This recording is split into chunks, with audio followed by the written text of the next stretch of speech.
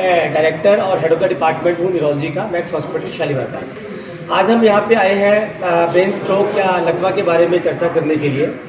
Brain stroke जो है वो दिमाग की नस के ब्लॉक या उसके रप्चर होने से होता है, और ये मेनली दो तरह का है, इस्कीमिक स्ट्रोक और हेमरेजिक स्ट्रोक। और इसको जो मेन रिस्क फैक्टर है इसके लिए हाई ब्लड प्रेशर, कोलेस्ट्रॉल का बढ़ना, डायबिटीज़, मोटापा, फिजिकल एक्सरसाइज की कमी और कुछ गलत हैबिटें लाइक स्मोकिंग और अल्कोहल का कंजप्शन। जैसा कि पहले बताया मैंने कि ब्रेन स्ट्रोक को अर्ली रिकॉग्नाइज करने के लिए अगर किसी मरीज को अचानक उसके बोलने में दिक्कत हो, फेस में ड्रूपिंग हो, या हाथ या पैर में वीकनेस, चलने फिरने में इम्बैलेंस हो, या दिखने में कोई दिक्कत हो, तो हमें समझना चाहिए कि मरीज को ब्रेन स्ट्रोक या लकवा मार रहा है। और इमीडिएटली मरीज को हमें अपने नज़दीकी अस्पताल में जहाँ पे कि सीटी स्कैन की सुविधा उपलब्ध है वहाँ लेके जाए, ताकि उसका टाइमली ट्रीटमेंट किया जा सकता है। क्योंकि ब्रेन स्ट्रोक का जो ट्रीटमेंट है वो टाइम डिपेंडेंट ट्रीटमेंट है कि 6.5 घंटे के अंदर अंदर हमें पेशेंट को ट्रीटमेंट वो मिल जाना चाहिए। तो अगर मरीज को टाइमली ट्रीटमेंट मिल जाता है तो 70-80% संभावना है मरीज के ठीक होने की और उसकी जान बचने की। तो अभी क्या क्या रेशो चल रही है, क्या रेशो? हाँ, अभी जो एज ऑफ नाउ इंडिया में हमारे यहाँ पे जो ट्रीटमेंट मिलने का रेशो है बहुत ही कम है।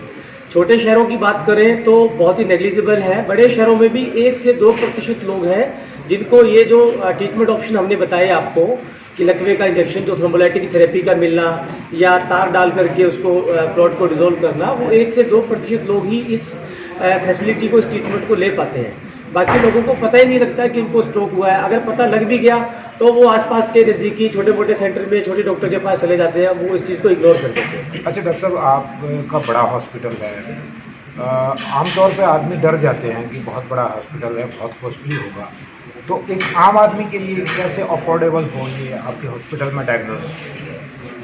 देखिए, ऐसा आजकल गवर्नमेंट के एंड पे भी बहुत सारे प्रयास हो रहे हैं। जितने भी गवर्नमेंट के बड़े बड़े अस्पताल हैं उनमें भी ये फैसिलिटी जो है धीरे धीरे स्टार्ट होती जा रही है। मैं हिमाचल प्रदेश का आपको एग्जाम्पल दूंगा।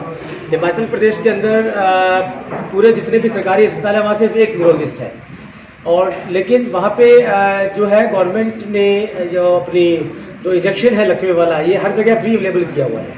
तो वो व्हाट्सएप के थ्रू ग्रुप बना करके वो पेरिफेरी के अंदर भी जो डॉक्टर हैं, जो फिजिशियन हैं, वो उस न्यूरोलॉजिस्ट की मदद से वहाँ पे भी थ्रोम्बोलाइज कर देते हैं।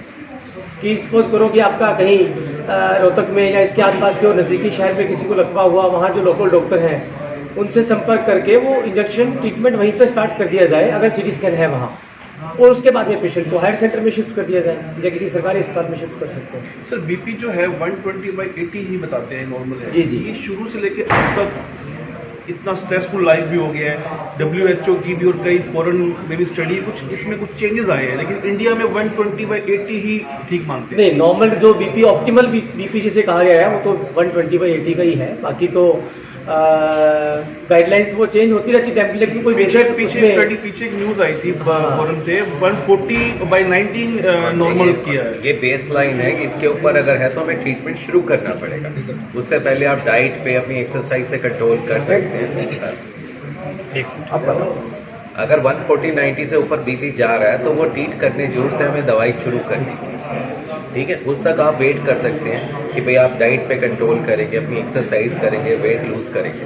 जो ऊपर जाता है उसको तो लोग नॉर्मल लेके चलते हैं। तो यही तो प्रॉब्लम है भाई, क्यों समझ क्यों नहीं रहे?